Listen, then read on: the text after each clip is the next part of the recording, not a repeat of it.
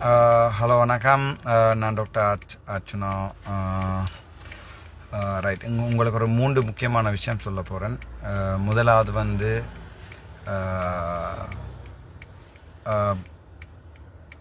என்ன விஷயம், முதலாவது வந்து மூன்றாவது வந்து முக்கியமாக யாரை ஜனாதிபதி தேர்தல் எடுக்கிறோம்னு சொல்லி, முதலாவது வந்து இப்போ கரண்ட் சிச்சுவேஷன். ரெண்டாவது வந்து நாங்கள் பொது வேட்பாளர் சம்பந்தமாக கதைப்போம். ஃபர்ஸ்ட்டாக வந்து கரண்ட் சிச்சுவேஷன். இப்போதைக்கு நான் நினைக்கிறேன் இப்போ எங்கள்ட தமிழ் தேசிய கூட்டமைப்பில் இருந்து அங்கஜன், மற்றது அமைச்சர் டக்ளஸ் தேவானந்தா, அதாவது பழம்பெரும் முதிர்ந்த அரசியல்வாதிகள் அனைவரும் வந்து எங்களுடைய தற்போதைய ஜனாதிபதி ரணில் விக்ரமசிங்கே அவர்களை ஆதரிக்கிறார்கள் என்று நான் கேள்விப்பட்டிருக்கிறேன். முக்கியமாக சுமந்திரனும் சாணக்கியனும் கடைசியாகவும் அதைத்தான் சொல்ல போகிறார் என்று நான் அறிஞ்சு கொண்டிருக்கிறேன். இரண்டாவதாக 2 பெரிய வேட்பாளர்களுக்கும் நாங்கள் கதைச்சு அவங்களுடைய பின்னூட்டல்களை கேட்டு 2 கடிதங்களை எடுத்தேன். அதில் முதலாவதாக வந்து நான் நேற்று ஞாயிற்றுக்கிழமை ஃபுல்லாக ட்ரை பண்ணினான் எங்களுடைய ரணில் விக்ரமசிங்கே அவர்களை சந்தித்து, அவங்களுடைய தற்போதைய ஜனாதிபதி ரணில் விக்ரமசிங்கே அவர்களை சந்தித்து அந்த கடிதத்தை கொடுப்பதற்காக அதுக்குரிய அவருடைய செயலாளரை நான் தொடர்பு கொண்டபோது அவர்கள் சரியாக பிஸியாக இருப்பதாகவும், என்னுடைய சப்போர்ட், அதாவது வந்து என்னுடன் சும்மா கதைக்கத்தான் கூப்பிட்டிருப்பதாகவும், அதாவது தங்களுக்கு தேவையான சகல சப்போர்ட்டும் இருக்கிறது மாதிரியான அவர்களுடைய கருத்துகள் வந்து என்னோட வந்தது. அதாவது வந்து நாங்கள் முதல் சும்மா கூப்பிட்டு நாங்கள் எங்களுக்கு நீங்கள் தேவையில்லை, தமிழாக்கள் தேவையில்லை, நாங்கள் ஆல்ரெடி வின் பண்ணிட்டோம், முஸ்லீம் மக்கள் தேவையில்லை என்ற மாதிரியானது அவர்களுடைய ஜனாதிபதியின் வலது கை இடது கைகள் எல்லாமே சொன்ன. என்னென்னு சொன்னால் எங்களுக்கு அது தேவையில்லை. அதாவது உங்களுடைய உடன்படிக்கையில் உங்களோட கடிதங்களை வேண்டி பார்க்குறதுக்கு வந்து எங்களுடைய ஐயாவுக்கு நேரம் இல்லை, உங்களுடைய உடன்படிக்கையில் தேவையில்லை. இப்போ இருக்கிற பிரச்சனையில் வந்து நாட்டை வந்து காப்பாற்றி எழுப்பணும். இப்போ அதுக்கு வந்து நீங்கள் உங்களுடைய தமிழாக்களுடைய கோரிக்கைகளை வந்து இப்படி வித்தியாசமாக எல்லாம் வைக்கலாது, அதால் தேவையில்லைன்னு சொன்னவன். அதுக்கு பிறகும் நாங்கள் ஒரு மானமில்லாத தமிழினமாக போய் இவரை நாங்கள் எங்களுடைய மனசில் இருக்கிறத சொல்லி கேட்கலாம்ன்றது அந்த நம்பிக்கை எனக்கு நேற்றைக்கு இரவோடு போயிடுச்சு. அதற்கு பிறகு சஜித் பிரேமதாஸ் அவர்கள் என்னோட ஞாயிற்றுக்கிழமை காலமே 1 மணி அளவில் வந்து தற்போதைய ஆப்போசிட் லீடர் சஜித் பிரேமதாசை வந்து என்னோட கதைத்திருந்தார். அப்போ அவரிடம் சொன்னேன், நாங்களுடைய பொதுமக்கள் ஒரு சில கோரிக்கைகள் வைத்திருக்கிறார்கள் சார், நான் வந்து உங்களோட கதைக்கலாமான்னு சொல்லி. அப்போ சொன்னார், ஒரு பிரச்சனை இல்லை, நீங்கள் இன்றைக்கு கேட்குறாவுக்கு போகிறேன், விடிய 10:30க்கு கேட்குறாவா போகிறேன், கேட்குறா வாங்கன்னு சொல்லி. பட் எனக்கு இன்றைக்கு கொஞ்சம் டிலே ஆகிட்டு அவையே வெயிட் பண்ணி கொண்டு வந்தபடியா. ஸோ அதுக்கு பிறகு 4:35க்கு வந்து நான் தம்புத்தேகம் டவுனுக்கு போனேன். அங்கே அவருடைய ப்ரோக்ராம் நடந்து கொண்டது. நான் ஒரு பார்வையாளராக தான் கலந்து கொண்டேன். அதுக்கப்புறம் அவருக்கு கால் எடுத்தேன். நான் டெக்ஸ்ட் பண்ணினால் அவர் திருப்பி டெக்ஸ்ட் பண்ணுவார், அவ்வளோ பிஸிலையும் டெக்ஸ்ட் பண்ணால் திருப்பி டெக்ஸ்ட் பண்ணுவார். அப்போ அவரோட போய் கழிச்சா பிறகு அன்றாதபுரத்தில் வந்து இப்போ இங்கே நேரம் 9 மணி. இப்போ நான் ட்ரிங்கோடு நினைக்கிறேன். ஒரு 7:15 போல் அன்றாதபுரத்தில் ஒரு டீ பிரேக்கில் வர சொன்னேன் நான். அப்போ முதலாவது கொண்டே நாங்கள் முதல் டிராஃப்ட் பண்ணி நான் அந்த கடிதத்தை கொடுத்தினான். அவர் ஆறுதலாக இருந்து அவ்வளவு ரஷ்ஷுக்குள்ளையும் ஆறுதலாக இருந்து பாய்ச்சிட்டு சொன்னவர், இது வந்து நாங்கள் டிஸ்கஸ் பண்ணுவோம், நீங்கள் நாளைக்கு எனக்கு ஒரு நாள் டைம் தாங்கோ, இதில் பெரும்பாலான விஷயங்கள் ஓகே அப்போது என்று சொல்லி எனக்கு சொன்னவர்.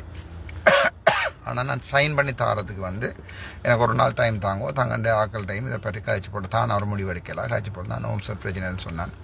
அதே பிறகு நான் ஒரு பர்சனல் கடிதம் உண்டு, என்னுடைய பர்சனல் கடிதம் உண்டு, டீல் கடிதம் உண்டு, சஜித் பிரேமதாஸ் சார் அவர்கிட்ட கொடுத்தேன். அவர் அதை வாட்சி போட்டு உடனே எடுத்து பெயின் எடுத்து கொண்டு வாங்க 5 கோப்பி, அதில் 1 கோப்பி அவருக்கு, 4 கோப்பி எனக்கு, கடன்னு சொல்லி எல்லாத்துக்குமே சைன் பண்ணி போட்டு சொன்னவர். Okay, this is fine, thank you என்று சொல்லி சொன்னவர். அப்போ நான் சொல்கிறேன் தேங்க்யூ சார்ன்னு சொல்லி அந்த கடிதம் வந்து இங்கே இதுக்குள்ள தான் கிடக்கு. பட் அதை நான் கொஞ்சம் அந்த பர்சனல் டீலை கொஞ்சம் வச்சுருப்பேன் ஆறுதலாக. என்ன ரைட், அது நாங்கள் சொல்ல தேவையில்லை தானே. ஒரு பர்சனல் டீல் நீங்கள் டீல் எடுக்கலாம். காசு இல்லையா, இதுக்குள்ள காசு இல்லை, வெயிட், நீங்கள் இப்போ என்ன பண்ணீங்க, காசு இல்லாமல் வேண்டிட்டாரு. இதுக்குள்ள காசு இல்லை, அந்த புத்தகமும் மற்றது இந்த இருக்குது அந்த கடிதங்கள், அவர் சைன் பண்ண கடிதங்கள் இதில் இருக்குது, சரிதானே. ரைட், அதற்கு பிறகு வந்து அவர் கேட்டவர்னு சொன்னால், தனக்கு தான் இன்றைக்கு ட்ரிங்கோவில் நாளைக்கு அவருடைய ப்ரோக்ராம் ஸ்டார்ட் பண்ணுது, ட்ரிங்கோவில் தன்னோட ஜாயின் பண்ணிடலாமான்னு சொல்லி. அப்போ நான் சொன்னேன், சார் ஒரு பிரச்சனையும் இல்லை, நான் வாரேன், நான் ஒரு சின்ன படியேன் சார், என்ன கேட்குறீங்கன்னு சொல்ல. இல்லை, you should come, I'm very happy with யூன்னு சொல்லி ஹக் பண்ணிட்டு சொன்னவர். That's fine, will do it's என்று சொல்லி சொன்னார். அப்போ அதுக்கு பிறகு நான் நாளைக்கு வந்து ட்ரிங்கோவில் எங்களுடைய எதிர்கால ஜனாதிபதி, என்னுடைய எதிர்கால ஜனாதிபதி, எங்களுடைய எதிர்கால ஜனாதிபதி, தமிழ் பேசும் மக்களுடையும் முஸ்லீம் மக்களுடைய எதிர்கால ஜனாதிபதி அவர்கள் வந்து நாளைக்கு ட்ரிங்கோவில் விடியிலிருந்து பிஷப் மேரை சந்திக்கிற ப்ரோக்ராம் எல்லாத்துக்கும் வேலை சொல்லியிருக்கார். அவருடைய நான் பயணிப்பேன் நாளைக்கு ட்ரிங்கோ. அதுக்கு பிறகு நினைக்கிறேன் ஜெஃப்னா போய் தான் மட்டக்களப்பு வரையணுமா அல்லது மட்டக்களப்பு போய் ஜெஃப்னா வரையணுமான்னு தெரியலை. பட் இப்போ புக்ஸ் அடிக்கிறதுக்கு 31 தான் பிளான் பண்ணினான். பட் இப்போவே அடிப்போம்னு டிசைட் பண்ணிட்டேன். ஒரு விஷயத்தை நன்றே என்று சொல்லுவாங்க. டிசைட் பண்ணின அப்புறம் அவ்வளவு நாள் செய்யக்கூடாதுன்றபடியாக நாங்கள் வந்து இப்போ 1-2 இதில் ரணில் டாக்கள் கத்தினோம், டக்ளஸ் டாக்கள் கத்தினோம். உங்களுக்கு ஆக்கள் இருக்குது தாராளமாக. அங்கோஜன் ராமநாதன் இருக்கிறார், அதுக்கு பிறகு எங்களுடைய தமிழ் எம்பிக்கள் இருக்கிறார்கள், ஆடிக்குள் இருக்கிறது, மட்டக்களப்பு மேளம் இருக்கிறது. எல்லாத்தையும் வச்சு நீங்கள் அங்கால அரசியல் செய்யுங்க. நாங்கள் இங்கே தனியாக நிற்கிறோம். பாப்போம் இந்த முறை வடக்கு கிழக்கில் வந்து யார் கூட வாக்கெடுக்கிறது, யார். நான் இங்கே தனியாக தான் நிற்கிறேன் சதீஷரோட. தமிழ் ஆக்கள், தமிழ் எம்பிக்கள் ஒருத்தரும் இது வரைக்கும் இல்லை. அங்கஜன் ராமநாதன் தன்னுடைய பார் லைசன்ஸ் எல்லாம் பிசைடுமெண்டு படார நாங்கள் ஜங் பண்ணார். எங்களுக்கு பார் லைசன்ஸ் ஒன்றும் இல்லை. அப்போ நாங்கள் சாதாரண சிம்பிள் ஆக்கள் தானே. அதால் நான் நினைக்கிறேன் முதலாவது அந்த விஷயம். 2வது வந்து 1 மினிட் போஸ்ட் பண்ணி போட்டு டேட்டா போட்டுவார் வந்துச்சு, ஃபோனில் டேட்டா ஆட் பண்ணியிருக்கு. அதுக்கு பிறகு வந்து 2வது வந்து எங்களுடைய பொது வேட்பாளர் சம்பந்தமாக எனக்கு ஒரு சின்ன கவலை இருக்குது. என்னென்றால் இப்போ இருக்கிற நிலைமையில் நாங்கள் வந்து கையில் இருக்கிற பலாக்காயை பற்றி யோசிக்கணும், மரத்தில் இருக்கிற சுலாக்காயை பற்றி யோசிக்க இல்லாது. இப்போ நாங்கள் தமிழாக்களை ஒன்று செய்ய போகிறோம். இது வந்து ஒரு திட்டமிட்ட ரீதியில் எங்களோட பொது வேட்பாளர்ன்றது வந்து ஒரு நல்ல கருத்து.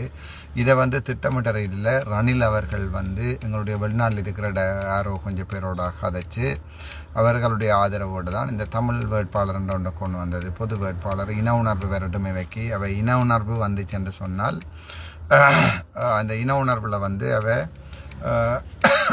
பெரும்பாலும் அவைக்குத்தான் வாக்களிப்பினம் என்ற ஒரு தவறான கணிப்போடு தான் எங்களுடைய ரணில் விக்ரமசிங்க அவர்களுடைய நரித்தனமான பிளான் தான் அந்த பொது வேட்பாளர்ன்றது. அதுக்குள்ள பாவன அரியநேந்திரன் வந்து மாட்டுப்பட்டிருக்கிறார். சரியான கவலையான விஷயம். எனிவே நாங்கள் அவருக்கு எங்களுடைய ஆழ்ந்த மன வருத்தங்களை தெரிவித்துக் கொள்கிறோம். அவர்கள் ஜனாதிபதியாக வர முடியாது. அநியாயமாக தமிழ் மக்களுடைய வாக்குகளை சிதறடிக்கிற வேலைகள் மட்டும்தான் அவரால் செய்யலும். அதுவும் நான் நினைக்கிறேன் கிட்டத்தட்ட 1-2 விதமான வாக்குகளை மட்டும்தான் அவரால் செய்யலும்னு நான் நினைக்கிறேன். அதை தவிர 3வது வந்து சஜித் பிரேமதாஸ் அவர்கள் சம்பந்தமாக நான் கதைக்கணும். அப்போ நான் சஜித் பிரேமதாஸ் அவர்களை தீர்மானிக்கிறதுக்கு முன்னம் நான் பார்த்தேன்னா எல்லாருடையும் கதைப்பம் உண்டு. அதில் அனுரகுமார திசாநாயக்க கிளியராக சொல்லிட்டார், எங்களுக்கு வந்து தேவையில்லைன்னு. அதாவது வந்து எங்களுக்கு தமிழாக்கள்ட ஓட் தேவையில்லை, முஸ்லீம் ஆக்கள்ட ஓட் தேவையில்லை, நாங்கள் எங்கண்ட வாக்குகளாலேயே வெல்லுவோம் என்று சொல்லி அவர் வடிவாக கிளியராக சொல்லிட்டார். அதுக்கு பிறகு அவரோட கதைச்சு அந்த இந்தி மாவும் இப்போ ஏதோ இந்த பர்சனலை பற்றி கதைக்கணுமாமன்னு சொல்லி ஏதோ செலஸ்டீனம் சேர்ந்து மிஸ்டர் செலஸ்டீனம் இந்தி மாவும் சேர்ந்து ஏதோ ப்ரோக்ராம்ஸ் எல்லாத்தையும் வீடியோ வச்சுருந்தேன். இந்த பர்சனல் கதைங்க தாராளமாக நான் எல்லாமே சொல்லியிருக்கிறேன். நீங்கள் அது கதைப்பீங்கன்னு தான் சொல்லிக்கிங்க. நீங்கள் எங்கே ராசாயன்ற பர்சனலாக கதைக்க எனக்கு ஆதரவு கூடும், ஆதரவு குறையாது. நான் அப்பட்டமானவன், எல்லாமே வெளிப்படையாக சொல்லியிருக்கிறேன். வேறும் ஏதாவது இருந்தேன்டா அதையும் கதைங்க பர்சனலாக ஒரு சந்தோஷம் இல்லை இருந்தால் எனக்கும் சொல்லி போட்டு கதைங்க. அப்போ நானும் கேட்குறேன், புதுசாக சொல்லிக்கல. முக்கியமாக உமாரன் ராசையா மாதிரியான ஒரு அடிமட்ட முட்டாள்கள் வந்து இப்படி ஏதாவது பர்சனலாக அவனை எனக்கு தெரியும், அவன் எங்கட அவன் பாடாண்டு தான் கதைக்கிறான்னு கதைக்கிறது எல்லாத்தையும் நிப்பாடுங்க உமாரன் ராசையா. நான் நினைக்கிறேன் நீங்கள் அப்படி கதைக்கிறது சரியில்லையான்னு நினைக்கிறேன். உங்கள்கிட்ட நான் கேஸ் தரையில்ன்றாக்காண்டு நீங்கள் அப்படி கதைக்கக்கூடாது. சந்தோஷம், நல்ல விஷயம். தொழில் சிரமம் ஒன்று இருக்கும்டா என்ன இருந்தாலும் ஒரு சின்ன தொழில் சிரமம் ஒன்று இருக்கத்தானே வேணும். ரைட், நாங்கள் விஷயத்துக்கு வருவோம். எங்களுடைய இந்த 3 வேட்பாளரில் வந்து இவர் அனுரகுமார திசாநாயக்க இப்போது எங்களுடைய இதிலேருந்து போயிட்டார். அவருக்கு 1 வாக்கும் வந்து வடக்கு கிழக்கில் விழாது. 1 விதமோ 2 விதமோ தான் விழ சான்ஸ் இருக்குது. அது மாதிரி மாறிக்கிறீனா மட்டும்தான். ஏன்னு சொன்னால் அதுக்குரிய காரணம் சொல்கிறேன். நான் சஜித்துக்கு எங்களுடைய எதிர்கால ஜனாதிபதி சஜித் பிரேமதாஸ் அவர்களுக்கு வந்து நான் ஆதரவு கொடுக்கறதுக்கு வெளிக்கிடக்கூடிய முக்கியமான காரணம், இந்த 3 வேட்பாளரில் வந்து ஒரு கசப்பான வரலாறு இல்லாத ஒரு வேட்பாளர் வந்து சஜித் பிரேமதாச. உதாரணத்துக்கு எடுத்து பார்த்தீங்கன்னு சொன்னால் டட்லி சேனநாயக்கவிலிருந்து அதுக்கு பிறகு எங்கள்ட ஆர் பிரேமதாச, அவராது எங்களோட சஜித் பிரேமதாஸ் அவர்களுடைய தகப்பன் ஆர் பிரேமதாசா 1988ஆம் ஆண்டிலிருந்து 1993ஆம் ஆண்டு வரை மே மாதம் 1ஆம் தேதி வரை வந்து ஒரு துரதிர்ஷ்டவசமாக ஏதோ ஒரு பிரச்சனையில் ஒரு குண்டு வெடிப்பொன்றில் வந்து பலியானவர் ஆர் பிரேமதாஸ். அது பழைய வரலாறு. இப்போ நானும் என்னுடைய தந்தையை இழந்திருக்கேன். அப்போ நான் அவருடைய கொடுத்ததும் சொல்லி அவர் சொன்னேன், சார் நான் சொன்னேன் சார் நான் எந்த தந்தையை இழந்திருக்கேன், நீங்களும் ஒரு தந்தைகள் இல்லாதால் இப்போ 2 பேருமே ஒரு வழி தெரிஞ்ச ஆக்கள்னு சொல்ல அவர் சொன்னேன். எஸ், அது நீங்கள் சொல்ல சரியா போண்டு. அது வந்து துரதிர்ஷ்டமான ஒரு சம்பவம். அதை ஒருத்தரும் பொறுப்பெடுக்கல 93ஆம் ஆண்டு மே மாதம். ஆனால் ஆர் பிரேமதாஸ் என்றவர் வந்து அடிமட்டத்தில் இருந்து, அதாவது வந்து ஒரு பாட்டாளி வர்க்கத்தில் இருந்து ஒரு ஜனாதிபதி ஆயின ஒரு படித்த ஒரு பிரபல்யமான எல்லா சிங்களவர்களாலேயுமே விரும்பப்படுகின்ற, அந்த நேரத்தில் கூட எங்களுக்கு எங்களுடைய இலவச சீருட, இலவச மத்திய உணவு ஸ்கூல்களில் போன்ற எல்லாத்தையும், மற்ற வீடு இல்லாதவர்களுக்கு வீடு என்று சொல்லி 88லேருந்து 93 வரைக்கும் சிங்கள மக்களிட மனசை வென்ற ஒரு 2வது இலங்கையின் 2வது ஜனாதிபதி தான் வந்து ஆர் பிரேமதாஸ் அவர்கள். அதற்கு பிறகு அவருடைய மறைவுக்கு பின்னர் வந்து நாங்கள் அதில் 88ஆம் ஆண்டு வந்து முக்கியமான விஷயம் என்றால், அதற்கு பிறகு எங்களுடைய நாடு வந்து 93ஆம் ஆண்டுக்கு பிறகு எங்களுடைய போராட்டங்கள் வந்து வேறு விதமாக போய் நாங்கள் வேறு திசைக்கு போனாங்கள். அது வந்து வரலாறு பற்றி மீட்டி பார்க்க விரும்புகிறேன். நான் அதுக்கு முன்னம் சொல்கிறேன்னு சொன்னால், இப்போ மற்ற 2 வேட்பாளரையும் பார்ப்போம். 87ஆம் ஆண்டு கலவரம். இப்போ உதாரணத்துக்கு என்பிபியினுடைய வேட்பாளர் அன்ரோகுமார திசாநாயக்க அவர்கள் வந்தால் என்ன நடக்கும், இந்த எங்களுடைய ஜனாதிபதியாக வந்த என்ன நடக்கும் என்றால், கல்லளை பிடிக்கிறேன் என்று சொல்லி எல்லார் மீதும் அவர்கள், அதாவது வந்து அவர்கள் தொழிற்சங்கம் தாழ்ந்தவர். அதாவது நீங்கள் பார்த்தீங்கன்னு சொன்னால் தெரியும், அன்ரோகுமார திசாநாயக்க எங்களுடைய அவர்கள் வந்து ஒரு தொழிற்சங்கம் சார்ந்தவர்னு சொன்னால், இப்போ ஜிஎம்ஓஏ பேக் பண்ணுறது வந்து அவரால். அது மாதிரி இந்த போராட்டங்களை போராட்டத்தால் முன்னுக்கு வேற இயலான்றது வந்து கடந்த கால வரலாறு சொல்லியிருக்கு. நியாயமான போராட்டங்கள்ன்றது வேறு, ஒரு இனம் சார்ந்த நியாயமான போராட்டங்கள்ன்றது வேறு. ஆனால் ஒரு தனிப்பட்ட இலாபம் சார்ந்த போராட்டங்களால் மேலே வரையலான்றது வரலாறு. அப்படியான ஒரு வரலாற்று பின்னணியை கொண்ட ஜேவிபி என்ற கட்சி தான் இப்போ என்பிபி என்ற கட்சியில் வந்திருக்குது. இப்போ நாங்கள் அவருக்கும் கொடுக்கல, திருப்பியும் எங்களோட நாட்டில் போராட்டங்கள் வரும். போராட்டங்கள் வந்துச்சுன்னு சொன்னால் பெட்ரோல் இல்லாமல் போகும், மண்ணெண்ணெய் இல்லாமல் போகும், உங்களுடைய வாழ்வாதாரம் பாதிக்கப்படும், எல்லாரையுமே சுடுவினம். அப்படியான ஒரு என்னென்னு சொல்கிறது, ஒரு இந்த தனிப்பட்ட கருத்து வந்து தமிழாக்களுக்கு வந்து, மற்றது தமிழாக்களே தேவையில்லை, முஸ்லீம் ஆக்களே தேவையில்லை என்று புறக்கணிக்கிற ஒரு ஜனாதிபதியை வந்து நாங்கள் அடுத்த வரலாற்றில் வந்து நான் சொன்னால் கூட ஒருத்தரம் போட மாட்டோம். ஸோ எங்களுக்கு அவர் ஜேபி அன்ரோகுமார திசாநாயக்க வந்து ஜனாதிபதி தேர்தலில் எங்களுடைய தெரிவிலிருந்து வெளியால் போயிட்டார். அதுக்கு அடுத்ததாக இருந்தது வந்து 1988ஆம் ஆண்டு பட்டலாண்ட் படுகொலை என சொல்லப்படுகின்ற 60,000 சிங்கள சகோதரர்களை கொண்டதற்கு காரணம் குற்றஞ்சாட்டப்பட்டவர் தான் தற்போதைய ஜனாதிபதியாக இருக்கிறார் என்றது என்னுடைய கருத்து. அது நான் யூடியூப்பில் தான் அறிந்து கொண்டேன். வயசு போன பழைய சிங்கள தாத்தாக்கள் சொன்ன கதையை நேற்று முந்தின நாள் அவரிடம் கேட்டேன், என்ன வரலாறு என்று. ஸோ அப்படிப்பட்ட வரலாறுடையவர் 2002ஆம் ஆண்டு மறுபடியும் எங்களுடைய ஈழ விடுதலை போராட்டம் என்ற ஒன்றை வந்து சின்ன வடக்கையும் கிழக்கையும் பிரித்த பெருமைக்குரியவர் வந்து எங்களுடைய இப்போ தற்போதைய ஜனாதிபதி என்றது என்னுடைய தனிப்பட்ட கருத்து. அதன் பிறகு பார்த்தீங்கன்னு சொன்னால் ஒவ்வொரு வருடம் வந்து இப்போ இந்த 2019ஆம் ஆண்டு கூட ஆரோ எறிஞ்ச கல்லாற்றோ மண்டியோவில் விழுந்த மாதிரி வந்து அரகல போராட்டத்தின் மூலம் இருந்த ஜனாதிபதி செலுத்தப்பட்ட போது தானாகவே அதுக்குள்ளே பூந்து எல்லாரையும் சுட சொல்லி ஜனாதிபதி செலுத்துக்கு முன்னால் பொதுமக்களை எல்லாம் சுட்ட ஒரு வரலாறு ஒன்று இருக்குது. இப்போ அப்படியான ஒரு ஆளை திருப்பி கொண்டு வந்து விட்டுட்டோம்டா இன்னொரு 4 வருஷம் வரைக்கும் வெயிட் பண்ண வேணும். ஸோ அதில் நான் முடிவெடுத்தினான். அதனால் அவருக்கு ஒரு சான்ஸ் ஒன்று கொடுத்துப்போன்னு பார்த்தீங்கன்னா அவருடைய மனசில் என்ன இருக்குண்டு எங்களை தமிழாக்கள் தேவையில்லைன்னு சொல்லி கிளீனாக சொன்ன பிறகு நான் வீட்டை போய் எங்களுடைய வாக்கு போட சொல்கிறது வந்து எங்களோட தமிழ் மக்கள் என்ன வந்து ஆதரிக்க மாட்டோம் என்ற கருத்தை வந்து எதிர்ப்பினோம். ஸோ எங்களோட தமிழ் மக்களுடைய எல்லாருடைய தற்போதைய ஜனாதிபதி என்றபடியாக 70 நாட்கள் போய் கதைக்க சொன்னதுக்காண்டி நான் கதைக்க ட்ரை பண்ணினா நான் தேவையில்லை போலன்னு சொல்லியிருந்தேன். ஸோ இப்போ இருக்கிற நிலைமையில் வந்து ஒரு பழைய வரலாறும் இல்லை, அதாவது கெட்ட வரலாறும் இல்லாத பாமர மக்கள்ல இருந்து படித்தவர்கள் வரைக்கும் போய் இருந்து வேலை செய்யக்கூடிய ஒரு ஜனாதிபதி தெரியுன்னு சொல்றது வந்து எங்களுடைய சஜித் பிரேமதாஸ் அவர்கள் மட்டும்தான். ரணசிங்க பிரேமதாஸ் அவருடைய மகன், அவர் தான் எங்களுடைய ஒரே தெரிவாக இருக்கும். ஸோ நான் இந்தியிலிருந்து வந்து எங்களுடைய சஜித் பிரேமதாஸ் அவர்களுடைய முழு மூச்சான ஆதரவாளராக இருப்பேன். அவருடைய வெற்றிக்காக பாடுபடுவேன். ஆனால் இப்போ கணவர் கேட்கலாம், அவருடைய கட்சியில் இணைஞ்சிருக்கிறீங்களாண்டு. ஒரு நாளும் இல்லை, நான் ஒரு கட்சியிலே மனையலை. இதில் வந்து நாங்கள் ஒரு ஜனாதிபதியை தேர்ந்தெடுக்கிறதுக்காண்டி நாங்கள் வந்து ஒரு டிசைட் பண்ணிக்கோம். நான் என்று போட்டது என்னன்னு சொன்னால், அப்போ நான் டிசைட் பண்ணியிருந்தான். இப்போ உங்களோட குரல் அது மாறி இருக்குமென்னு நான் நினைக்கிறேன். நீங்கள் எல்லாரும் சந்தோஷப்படுங்க நினைக்கிறேன். எங்களுக்கு ஒரு அப்பழுக்கட்ட பழைய வரலாறு இல்லாத ஒரு ஜனாதிபதியை தேர்ந்தெடுக்கணும். அவருடைய தந்தையார் வந்து சிங்கள மக்களால் மிகவும் விரும்பப்படுற ஒரு ரணசிங்க பிரேமதாஸ் என்று சொன்னால் ஒவ்வொரு வயசு போனாக்களும் வந்து அப்படி நெஞ்சில கையில் தொட்டு எங்களுடைய தெய்வம் என்று சொல்லப்படுகின்ற ஒரு ஒரு ஒரு உன்னதமான புனிதமான மனிதனுக்கு பிறந்தவர் தான் எங்களுடைய சஜித் பிரேமதாச. அவரும் வந்து ஒரு பழைய வரலாறு இல்லை. அவர் ஒப்போசிட் லீடராக இருக்கையும் இவ்வளோ விஷயங்கள் செய்திருக்கிறார். அதையும் விட அவருக்கு ஒரு கெட்ட வரலாறோ அப்படியோ ஒன்றுமே இல்லாததால் மற்றது இன்னொரு விஷயம், போன முறை வந்து அவருடைய வாக்கு வங்கி வந்து 48% இருந்தது. ஸோ இந்த முறை அவர் 48% இன்னொரு 3% போகிறது மட்டும்தான் அவருக்கு தேவைப்படும். அந்த 3% வாக்கு தான் நாங்கள் கஷ்டப்பட்டு எடுத்து கொடுக்க போகிறோம். ஆனால் அன்ரோகுமார் திசாநாயக்க பார்த்தீங்கன்னு சொன்னால் அவருக்கு ஒரு சீட்டில் இருந்தாக்கள், ஒரு சீட் 2 சீட்டில் இருந்தாக்கள் அவ 50க்கு வரன்றதோ அல்லது தேசிய பட்டியலில் வந்து தற்போதைய ஜனாதிபதி கூட திருப்பி 50% வாக்கப்படுறதுன்றது எங்களை பொறுத்த வரைக்கும் சிங்கள மக்கள் கனவோட காய்ச்சிருக்கிறோம். எல்லாருமே சிரிக்கணும், அப்படியெல்லாம் வரையிலாது தானே இப்போ ஒரு நேர்ந்து. ஸோ எங்களுடைய இந்த தெரிவு வந்து எங்களுடைய தமிழ் மக்களுடைய தெரிவு. அப்போ நீங்கள் கேட்பீங்கள், அவரை தெரிஞ்சு போட்டு இப்போ எங்களுடைய அரசியலுக்கு என்ன நடக்கும், நீங்கள் எல்லா கட்டமைப்பையும் உடைச்சிட்டீங்க, அதாவது இவை வந்து கூட்டமைப்புகளை எல்லாம் அது நான் உடைக்கல, தாங்களாக உடைஞ்சவ.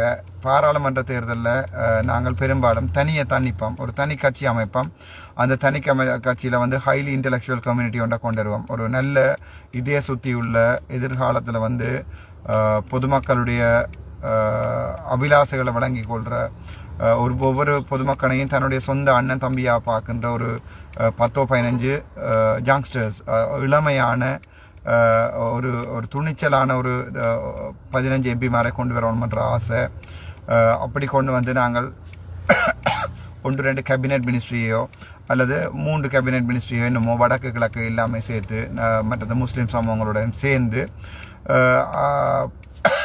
அவர்கள் எவ்வாறு தீர்மானித்திருக்கிறார்கள் எனக்கு தெரியாது. அவர்களும் என்னுடைய கருத்தை ஆதரிப்பார்கள் நினைக்கிறேன். அதற்கு பிறகு நாங்கள் ஒரு முடிவுக்கு வந்து நாங்கள் கவர்மெண்டோட சப்போர்ட் பண்ணி எங்களோட டெவலப்மெண்ட்டை கொண்டு வருவோம். முக்கியமாக டயஸ்போராவில் இங்கேருந்து வெளிநாள் இருக்கிறார்கள்லாம் வரக்கூடியதாக இருக்கும், இன்வெஸ்ட் பண்ணக்கூடியதாக இருக்கும். நான் நினைக்கிறேன் வித்தின் 2-3 இயர்ஸ் வந்து கடை வந்து எங்களுடைய தேவைகள், அடிப்படை தேவைகள் பூர்த்தி செய்து எங்களுடைய போராளிகளுடைய தேவைகளை பூர்த்தி செய்து எல்லாம் செய்யலாம்னு நினைக்கிறேன். இது ஒரு பெரிய ஆசை கனவோட நான் இறங்கின அரசியல். இந்த கனவு வந்து எல்லாரும் சொன்னவன் 1வது வீக்கில் காணாமல் போயிடுவான், ஓடிடுவான், யார்டைன் காசு வேண்டி கொண்டு ஓடிடுவான்னு சொல்லி இப்போ இங்கே நிற்கிறேன். இப்படி வசதி எனக்கு ஆசையாக இருக்குது. என்ன இப்போ கொஞ்சம் உங்களை நினைக்க கவலையாக இருக்குது அந்த 1-2 கொஞ்சம் பேரை. இந்த முறை உங்களுடைய வாக்கு வந்து கட்டாயம் உங்களுடைய சஜித் பிரேமதாஸ் அவர்களுக்கு இருக்கணும். அவருடைய குறியீடு வந்து டெலிஃபோன், சரிதானே? ஞாபகம் வச்சுக்கொள்ளுங்க, கேஸ் சிலிண்டர் எரிஞ்சால் வீடு வெடிக்கும். வீடு போய் இப்போ கேஸ் சிலிண்டர் நிற்கிது, ஒரு ஏடியாக வெடிக்க போகுது.